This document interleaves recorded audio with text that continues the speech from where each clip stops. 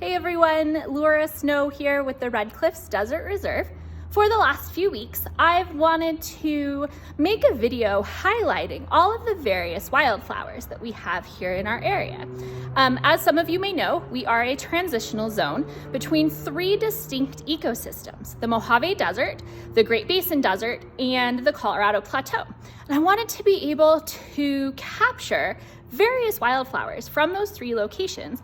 So I spent a lot of time wandering around out in the desert, which is what I do now, and just felt like I wasn't getting all of the flowers that we have.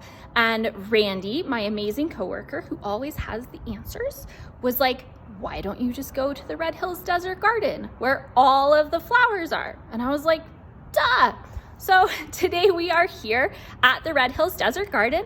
We are going to take a walk and check out some of our native wildflowers and also just some of the various ornamental wildflowers that they have.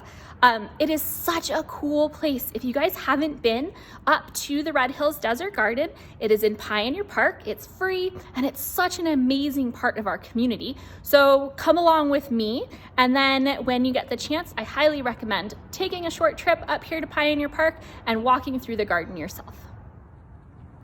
So since we are in desert ecosystems, thought I would start with some cactus flowers. Here's a really good example of a prickly pear cactus flower. And as you can see, this one is covered with buds. And so soon it's going to have a lot of flowers on it, but I really like the bright yellow color of that one. Something that you're going to hear a lot of today is me saying, oh, this flower is my favorite. But for real, this flower is my favorite. This is purple torch, and it is a hedgehog cactus. And I love that bright purple color. I love the shape of this cactus and just the variety of the spines. And I get really excited about cactus, and this is a really good one.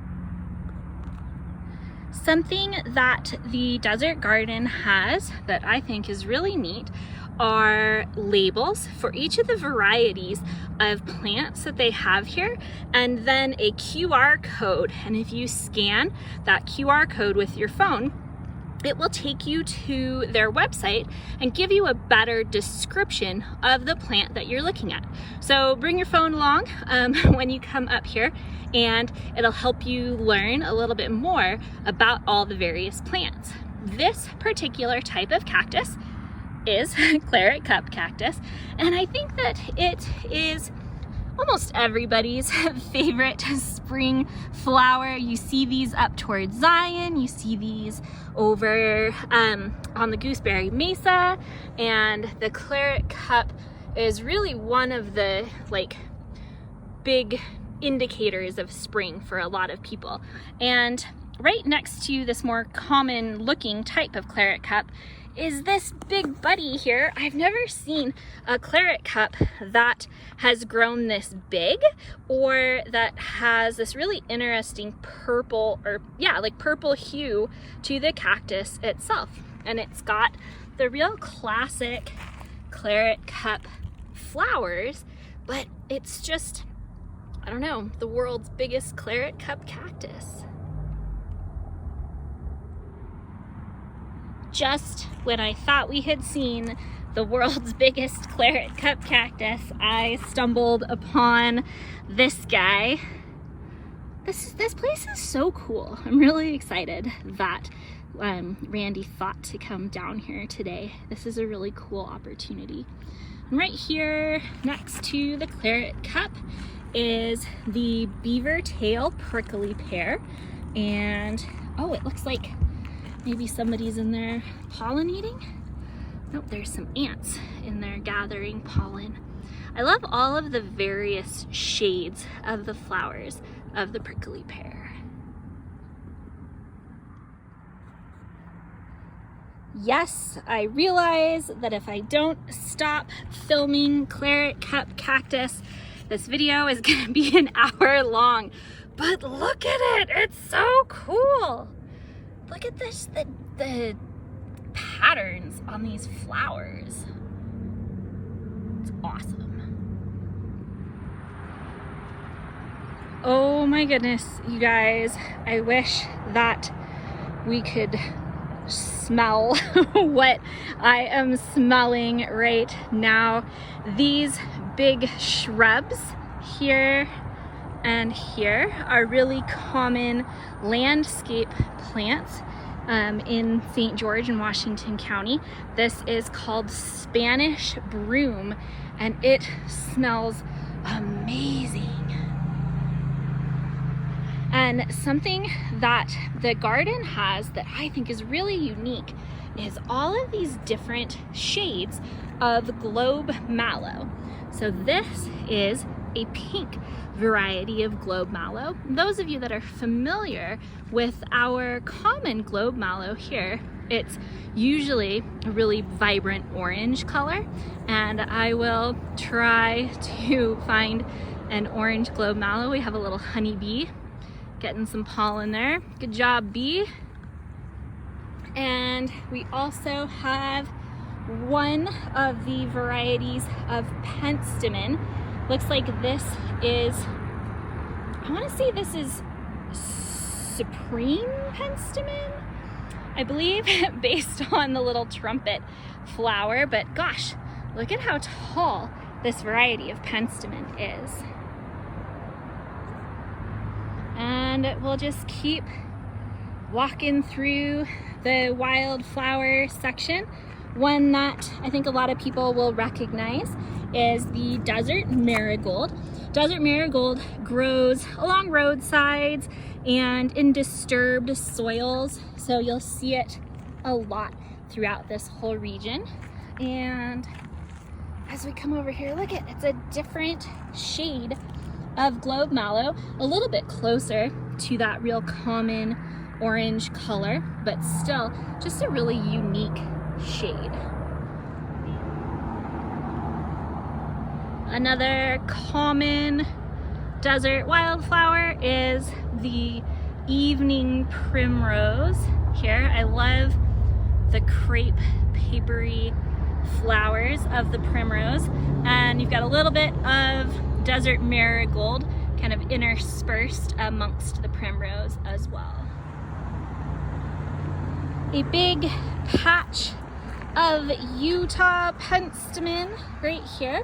This should be familiar to a lot of our local spring wildflower lovers. You can find this out in the Red Reef area and all along washes throughout our desert home. We have some more primrose, and I just noticed that orange globe mallow there, and I just want to walk you guys. I'm almost kind of embarrassed to say this, but I saw a flower today that I have never seen in my whole life, and there is a bunch of it here at the desert garden. It is purple rock rose, and look at how cool the patterns are on this one. I really like these. We have a really unique variety of native flower here. This is called Apache plume, and I love the combination of the white flowers and these big feathery puffs here. And right across the way, we've got a great big carpenter bee. Hi, buddy. And whew, get out of my hair, please. Sorry. He is pollinating the creosote.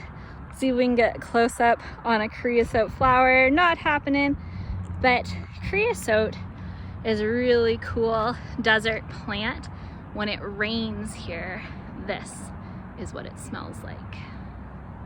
I keep talking about smells and you guys are on video. I'm really sorry. Come visit me and we'll go smell stuff. All right, I am headed into the Slot Canyon section of the desert garden, and this is where we're gonna find some more of the Colorado Plateau type flowers. And we have a hybrid variety of Columbine. So for example, if you were gonna go hike the Virgin River Narrows, that is definitely one of the places where you would see these different varieties of Columbine. And another one here. Here is one of the more common varieties of Columbine, just a golden Columbine. So this is definitely something that you would see down in the Narrows.